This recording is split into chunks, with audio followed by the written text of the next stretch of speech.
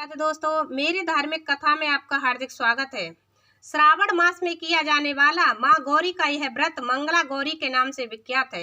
यह व्रत महिलाएं अपने पति की लंबी आयु के लिए करती हैं तथा संतान प्राप्ति के लिए भी करती हैं। जो मैं ये बता रही हूँ वो मंगला गौरी व्रत कथा है। पंपापुर नामक गांव में एक साहूकार अपनी पत्नी के साथ रहते थे। वे धनवान और सुखी थे, परंतु उनके कोई संतान नहीं थी। बस यही दुख उनके मन को कचोटता रहता। एक दिन साहूकार के घर पर एक साधु आया, उनका खूब आदर सत्कार किया और अपनी वीरता सुनाई। उन्होंने मंगलवार को पार्वती जी की पूजा करने तथा व्रत रखने को कहा। श्रावण मास के पहले मंगलवार से सेठानी ने पार्वती जी की पूजा करना प्रारंभ किया। उस दिन वह व्रत भी रखती। कई महीनों तक उसने व्रत एवं पूजन किया। उसके भक्ति भाव से मां पार्वती जी प्रसन्न हुई।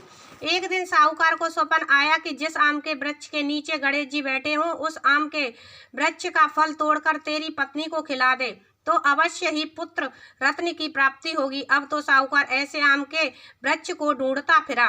एक दिन उसे ऐसा आम का वृक्ष दिखाई दे गया। तब फल तोड़ने के लिए उसने पेड़ पर पत्थर मारे।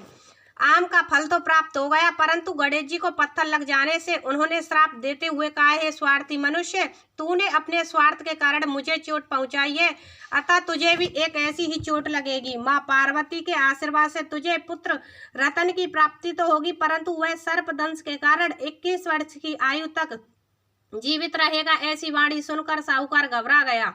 उस साहूकार ने आम का फल अपनी पत्नी को खिला दिया, परंतु गणेश जी के श्राप देने वाली बात नहीं बतलाई।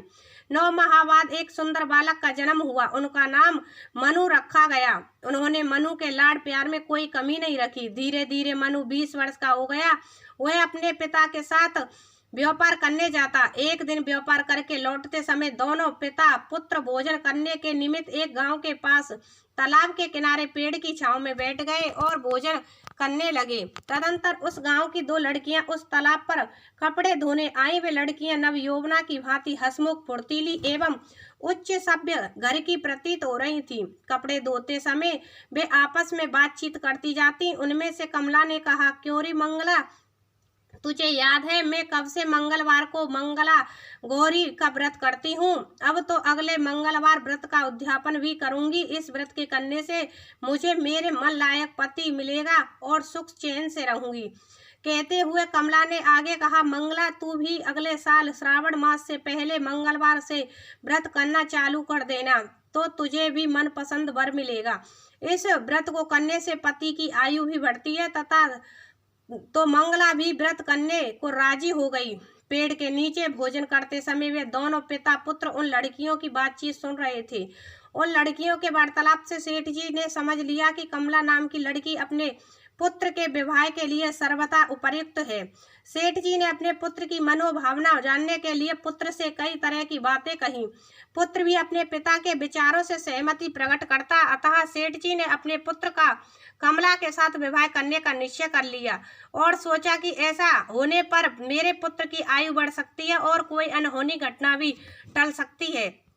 अब पिता पुत्र कमला के पीछे पीछे उसके घर गए। कमला के पिता भी नामी साहूकार थे। सेठ जी ने कमला के पिता से अपने पुत्र के विवाह के बारे में बातचीत की। वे कमला का विवाह मनु के साथ करने को सहमत हो गए। शुभ मुहूर्त में बड़ी धूमधाम से उनका विवाह संपन्न हो गया। दोनों ने पति पत्नी के रूप में संसार चलाना शुरू किया तो घर में आनंद का वातावरण रहने लगा। कमला ने ससुराल में आकर भी मंगला गौरी का व्रत नियम अनुसार चालू रखा, जिससे माता पार्वती एक दिन कमला को स्वप्न में दर्शन देकर कहने लगी, हे कमला, मैं तेरे व्रत से प्रसन्न हूँ, लेकिन तेरे पति की आयु बहुत कम है। अगले महीने मंगलवार को एक सर्प तेरे पति के प्राण लेने आएगा, लेकिन तू घबराना नहीं। सर्प के लिए एक प्याले में मीठा दूध रखना, उसके पास एक खाली मटकी रख देना। सांप दूध पीकर अपने आप मटकी के अंदर बैठ जाएगा। तब तू जल्दी से उस मटकी का मुंह कपड़े से बांध देना और उसे जंगल में छोड़ आना। इससे तेरे पति के प्राण बच जाएंगे।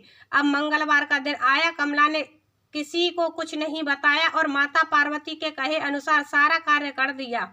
माँ पार्वती की कृपा से कमला के पति के प्राण बच गए। इस प्रकार व्रत के प्रभाव से मनु दोष मुक्त हो गया। जब घर लोगों को सारी घटना मालूम हुई तो सबने खुशी मनाई। अब तो चारों ओर कमला का गुणगान होने लगा। गांव की महिलाओं ने कमला से व्रत का विधि विधान पूछा और व्रत करने लगी। कमला ने भी अगले मंगलवार विधि विधान से मंगला गौरी व्रत का उद्यापन भव्य रूप से कराया। ब्राह्मणों को भोजन करा, यथेष्टा दक्षिणा देकर उनका आशीर्वाद लिया।